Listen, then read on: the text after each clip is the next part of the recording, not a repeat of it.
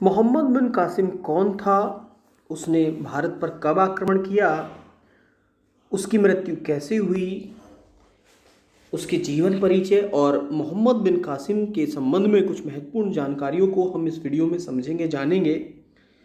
तो जैसे आप देख रहे हैं कि लगभग 712 ईस्वी में इराकी अरब शासक अल हज्जाज के भतीजे एवं दामाद मोहम्मद बिन कासिम ने 17 वर्ष की अवस्था में सिंध और बलूच के अभियान का सफल नेतृत्व किया था। सबसे पहले भारत में जजिया कर लगाने का जो श्रेय है वह सिंध के विजेता मोहम्मद बिन कासिम को ही जाता है। परंतु मोहम्मद बिन कासिम ने ब्राह्मणों को इस कर से पूर्णतया मुक्त रखा था। भारत पर अरबों के आक्रमण का मुख्य उद्देश्य धन दौलत को लूटना और भारत में इस्लाम धर्म का प्रचार प्रसार करना था। मोहम्मद बिन कासिम का जन्म सऊदी अरब में स्थित ताइफ शहर में हुआ था। उनके पिता कासिम बिन यूसुफ थे। मोहम्मद बिन कासिम के जो पिता थे वो कासिम बिन यूसुफ थे। मोहम्मद बिन कासिम अल सकीफ कबीले का सदस्य था। मोहम्मद बिन यूसुफ के देहांत के बाद अर्थात मोहम्मद बिन कासिम के पिता की मृत्यु के बाद उसके ताऊ हज्जाज बिन यूसुफ ने उसे संभाला। हज्जाज बिन यूसुफ उमैयादों के लिए इराक के राज्यपाल थे। मोहम्मद बिन कासिम ने हज्जाज की बेटी जुबैदा से शादी की थी। मोहम्मद बिन कासिम इस्लाम के शुरुआती काल में उमैयद खिलाफत का एक अरब सिपह सालार था। 17 वर्ष की उम्र में ही उसने भारतीय उपमहाद्वीप पर हमला करने के लिए उसको भेजा गया था। मोहम्मद बिन कासिम सिंध पर मकरान तट के रास्ते से आक्रमण करने के लिए रवाना हुआ था।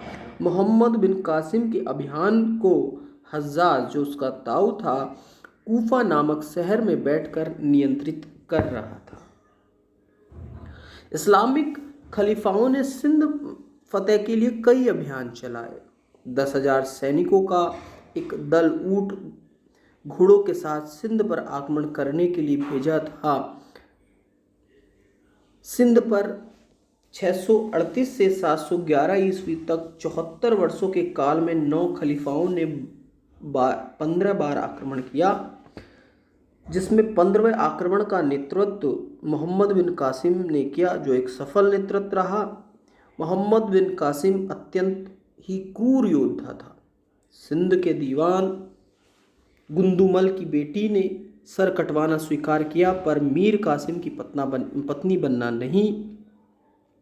राजा दाहिर सेन जो 679 ईस्वी में राजा बने, उनकी पत्नियों और पुत्रियों ने भी अपनी मातृभूमि और अस्मिता की रक्षा के लिए अपनी जान दे दी। राजा दाहिर सेन अकेले ही अरब और ईरान के दरिंदों से लड़ते रहे। उनका साथ किसी ने नहीं दिया, बल्कि कुछ लोगों ने उनके साथ गद्दारी की थी। मोहम्मद बिन कासिम ने राजा दाहिर सेन को रावर के युद्ध में बुरी तरह परास्त किया।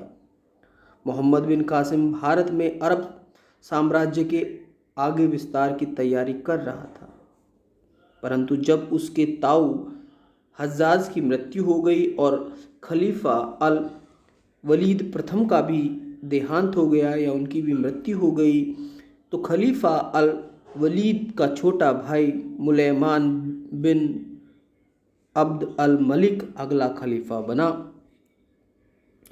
अल मलिक के तख्त पर आने के लिए या अपने तख्त पर जब अल मलिक खलीफा बना, वह हज्जाज के राजनीतिक दुश्मनों का आभारी था। यानी कि हज्जाज के राजनीतिक दुश्मनों ने उसको खलीफा बनाने में उसकी मदद की थी। उसने फ़ौरन हज्जाज के वफादार सिपह सालारों मोहम्मद बिन कासिम कुतैबा बिन मुस्लिम को वापस बुला लिया, जो भारत में थे। उसने याजिद बिन अल मुहल्लब को फारस, किरमान, मकरान और सिंध का राज्यपाल नियुक्त कर दिया। वाजिद को कभी हज्जाज ने बंदी बनाकर कठोर बर्ताव किया था, इसीलिए उसने तुरंत मोहम्मद बिन कासिम को बंदी बनाकर बेड़ियों में डाल दिया। मोहम्मद बिन कासिम की मृत्यु के संबंध में दो घटनाएं बताई जाती हैं। मोहम्मद बिन कासिम की मौत कैसे हुई, इस बारे में दो घटनाओं का वर्णन मिलता है। चचनामा नामक ऐतिहासिक दस्तावेज के अनुसार मोहम्मद बिन कासिम ने जब राजा दाहिर सेन की बेटियों को तोहफा बनाकर खलीफा के लिए भेजा तो खलीफा ने इसे अपना अपमान समझा कि कासिम ने पहले ही इनकी इज्जत लूट चुका है या लूट ली है और अब खलीफा के पास भेज रहा है। इसे समझकर खलीफा ने मोहम्मद बिन कासिम को बैल की चमड़ी में लपेटकर वापस दमिश्क मंगवाया। उसी चमड़ी में बंद होकर उसका दम घुट गया, ऐसा माना जाता है। लेकिन बाद में खलीफा को पता चला कि दाहिर सेन की बेटियों ने झूठ बोला था, तो उसने तीनों बेटियों को जिंदा दीवार में चुनवा दिया। दूसरी घटना में ईरानी इतिहासकार बलाजूरी के अनुसार कहानी अलग थी।